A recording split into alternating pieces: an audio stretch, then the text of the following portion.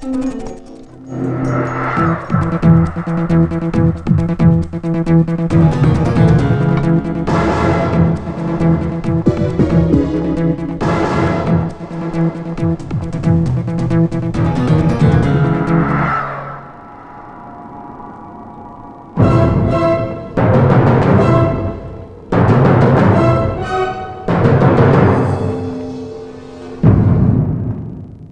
అనురాధ కదూ? అవును, నేను అనురాధని, నర్సింగ్ అసిస్టెంట్ అనురాధని. నేను ఇక్కడికి వచ్చిన సంగతి డాక్టర్ సుజాత గారికి చెప్పావో నీ పని ఖాళీ. ఏంటి నేను చెప్పింది అర్థమైందా? ఓకేనా? ఓకే. నీళ్ళేగా అడుగుతున్నారు, నేను ఇస్తానులే.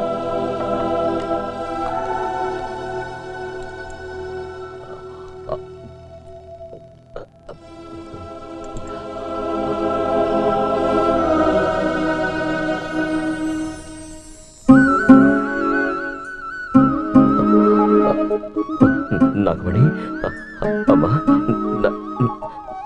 నాగమణి, నాగమణి, అమ్మా.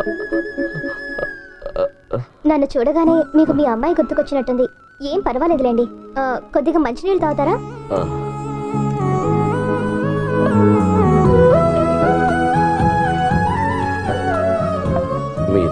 నేను ఆపరేషన్ థియేటర్లో ఉండే నర్స్ని.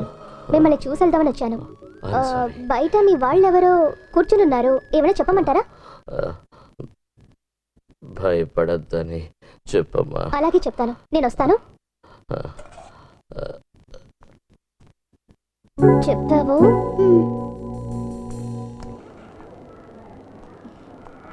భయపడిన అవసరం లేదు. ఆయన ఆపద నుండి బయటపడ్డారు. భయపడద్దని ఆయనే చెప్పమన్నారు. మనసు కుదుట పడింది. చావును చూసి భయపడట్లేదమ్మా. సాధ్యమైనంత త్వరగా మేం కూడా మా అమ్మాయి పోయిన చోటుకి పోతే చాలు. అలా అనకండమ్మా. ఆయనకి నీళ్ళు ఇచ్చినప్పుడు కూడా నన్ను నాగమణి అని పిలిచారు. నేను కూడా నన్ను నాగమణి అని అనుకోమన్నాను.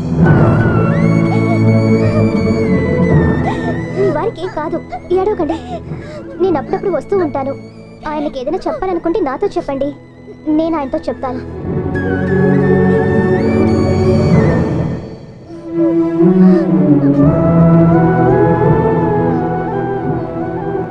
ఏం కనిపెట్టలేకపోయానని ఫైల్ పూర్తి చేసి టేబుల్పై పెట్టడంతో నీ పని అయిపోతుంది. తర్వాత పై అధికారులు అందరితోనూ తిట్లు తినడం నా పనయ్యా. సార్, వాళ్ళు వేసుకొచ్చిన కాలేజ్ పక్క ఊర్లో దొంగతనం చేసుకొచ్చింది సార్. వాళ్ళ మొహాలను ఇక్కడ వాళ్ళు ఎవరు గుర్తుపట్టలేకపోతున్నారు సార్.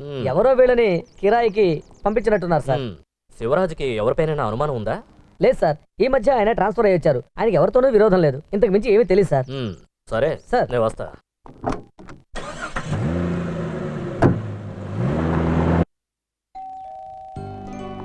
బయట కారు ఉందంటే లోపలే ఉంటుంటారు.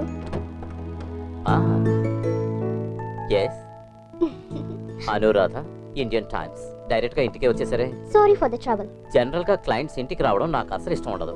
కేసులు ఏమైనా ఆఫీసులోను, కోర్టులోనే. Home sweet home and I'm alone. ఓ, నేను వంట చేస్తున్నాను. ఓ కొత్త వంటకం. Please come. Tea or coffee? ఏదైనా పర్వాలేదు. సారీ, టీ కావాలా కాఫీ కావాలా? ఏదైనా సరే ఒకే వాక్యంలో చెప్పాలి. సరే, టీ.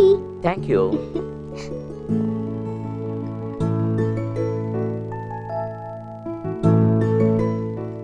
మీరు టీయే కదా అడిగింది? మరి సారీ, ప్రస్తుతం మీరు కాఫీ తాగండి. టీ పొడి అయిపోయిందండి. తర్వాత దీన్ని ఒకసారి టేస్ట్ చేసి చెప్పాలి. కొత్త రకం వంట వండుతున్నానని చెప్పాను కదా. ఈ టీవీ ఛానల్స్ పుణ్యమా అని ఇంతవరకు ఎవరూ తినని వంటకాల్ని, తినబోయే వంటకాల్ని కూడా ప్రెజెంట్ చేసి చూపిస్తుంటారు. ప్రపంచంలో లేని పేరు దానికి పెడతారు. అలాంటిదే ఇది కూడా. చాప్ యొక్క పిజ్జా, స్పెషల్ పడవ గారెలు.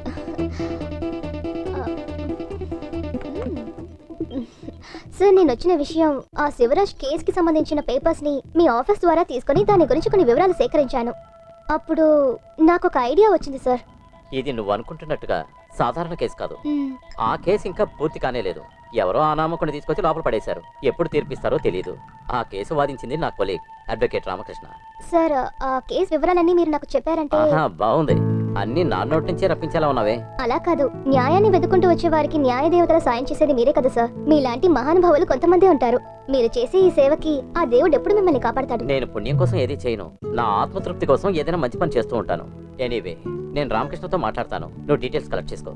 ఈ రెండు కేసుల్ని కలిపి చూసినప్పుడు the story might perhaps emerge. Thank you very much sir.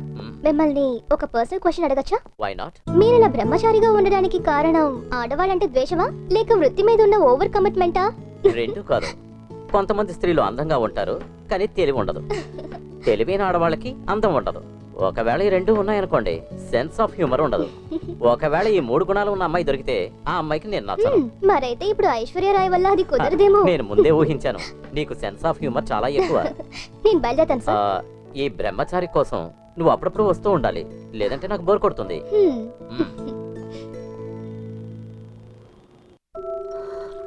నా నాగమణి కూడా ఇలాగే నాకు కాఫీ తీసుకొచ్చి ఇచ్చేది. చాలు చాలు, మీ అమ్మాయి గురించి ఇంతవరకు నాకు చెప్పిన కథ చాలు. ఎందుకమ్మా ఇలా కోప్పడుతున్నావు? నేను ఇక్కడికి వచ్చినప్పుడల్లా నాగమణి గురించి అడుగుతూనే ఉన్నాను. చెప్తాను చెప్తాను అంటున్నారే గాని ఇంతవరకు ఏమీ చెప్పలేదు. ముక్కోటి దేవతలను మొక్కగా ఆ దేవతలిచ్చిన వరమే మా నాగమణి. ఎన్నో ఉపవాసాలు వ్రతాలు చేశాక 5 సంవత్సరాలు గడిచిన తరువాత నాగమణి మాకు పుట్టింది. కానీ తననే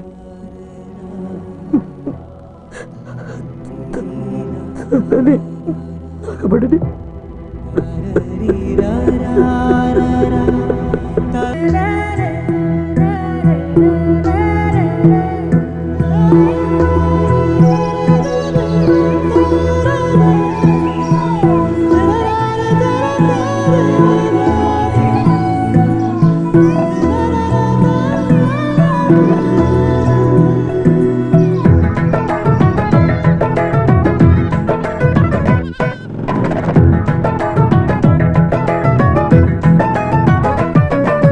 పుట్టినింటిలోనే పిల్లకానందము, పల్లెటూరు అయితే పరమ సంతోషము, పంట చేనులోనే పరుగులాటలాయే, ప్రేమ బంధాలలో జన్మధన్యమాయే, పూర్వజన్మ పుణ్యమాయే. పుట్టినింటిలోనే పిల్లకానందము, పల్లెటూరు అయితే పరమ సంతోషము.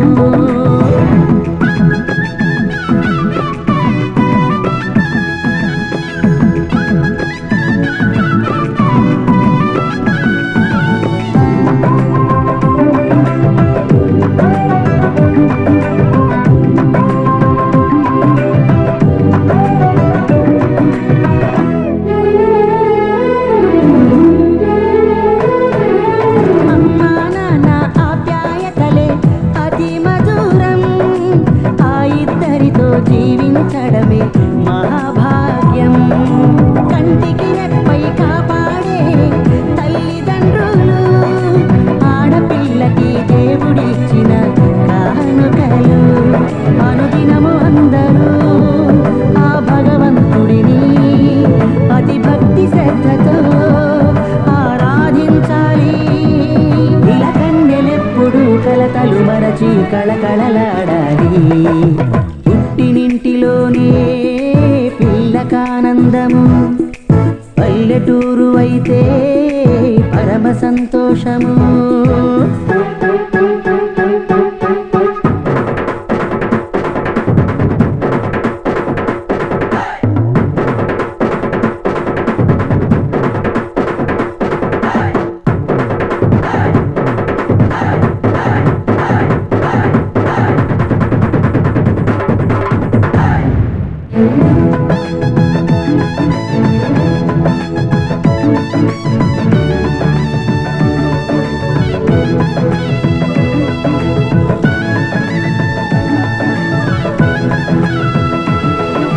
కన్నవాళ్లతో కలిసి భుజిస్తే కమ్మగుండును, కూతురుపైనే తండ్రికి ఎప్పుడు ప్రేమ ఉండును.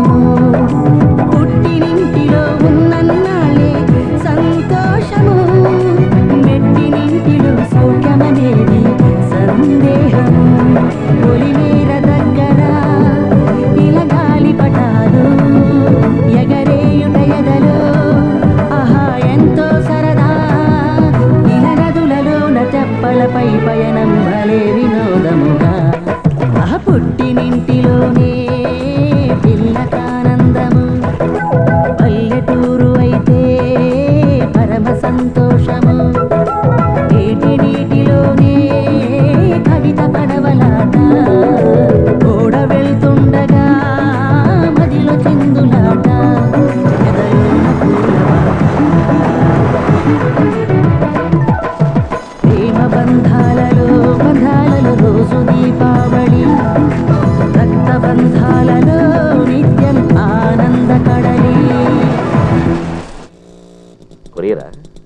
రండి రండి రండి. ఏంటి లెటరా? నమస్తే సార్. బాగున్నారా? బాగున్నాను సార్. ఓకే. దేవి, నాగమణి, ఏంటండి? అనుకున్నదే ట్రాన్స్ఫర్ ఎక్కడికి? మీ ఊరికే. అమ్మమ్మ వాళ్ళ ఊరికా నాన్న? బొబ్బిలి. ఈ ఊళ్ళోనే ఉందా నాన్న? అలా అనకూడదమ్మా, మీ అమ్మ ఊరు కదా. వీరులు పుట్టిన ఊరు చాలా బాగుంటుంది. నాగమణి, అక్కడ మంచి మంచి స్కూళ్ళు ఉన్నాయి. నేను మే ఫస్ట్ వీక్ లోపల జాయిన్ అవ్వాలి. ఏమిటి నాయన విషయం? తొడుపులాకి ట్రాన్స్ఫర్ అయిందమ్మా. అలాగా? యాడవకురా బంగారం, మీ అమ్మ ఊరు కదా. నేను నాన్నమ్మతో పాటు ఇక్కడే ఉండి చదువుకుంటాను. మరి పగటి కళ్ళు కనుక నిన్ను వదిలి మీ నాన్నగారు వెళ్ళిపోతారా? నేను రానంటున్నానుగా.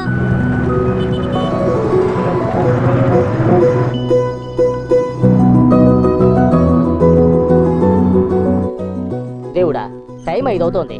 పాలకొల్లులో ఉదయం 5 గంటలకు బయలుదేరామని చెప్పారే, ఇంకా రాలేదేమిటి? ఓ, ఏం చెప్పమంటావు? ఏ మేనేజర్ వచ్చినా వెళ్ళినా ఇబ్బంది పడేది నేనే. అవును. ఇప్పుడే ఓ పాత మేనేజర్ ను పంపించాను, ఇంతలోనే కొత్త మేనేజర్ వస్తున్నాడు. మరి వస్తాలే. మొత్తానికి వచ్చేసారు.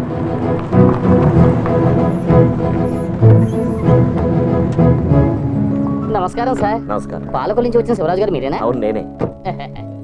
సార్, నా పేరు సుకుమార్.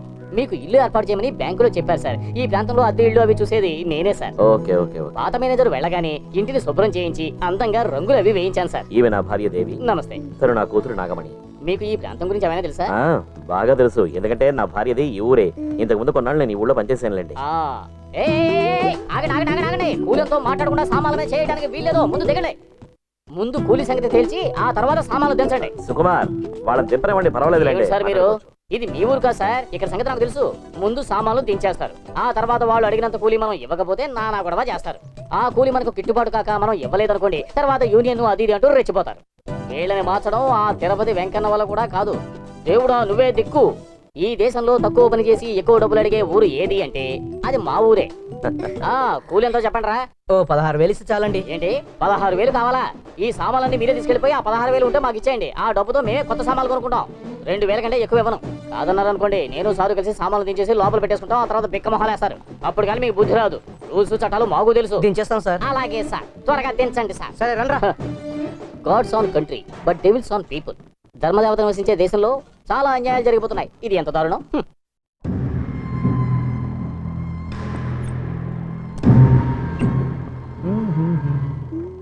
ఓరి దేవుడా, కరెక్ట్ గా ఈ టైంలోనే కరెంటు పోవాలా? స్నానం చేయడానికి వేడి నీళ్లు కావాలి. అవును, మన మేరీ ఎక్కడ? తను కోళ్ళకి మేత వేయడానికి వెళ్ళింది. ఓహో, నీ పేరేంటి? నా పేరు మోహన. ఆహా, మోహన, పేరుకు తగ్గట్టే అందంగా ఉన్నావు. అవును, నువ్వు మేరీకి చెల్లెలు అవుతావా? దగ్గర ఆ వరుసే. ఓహో, అవును, మొన్న రాత్రి నన్ను చూసి దొంగ అనుకుని కేకలేసావు కదా? ఇంతకు ముందు మిమ్మల్ని ఎప్పుడు చూడలేదు, అందుకే ఆ రోజు అలా అర్చానండి. ఆహా, ఇప్పుడు చూసావుగా.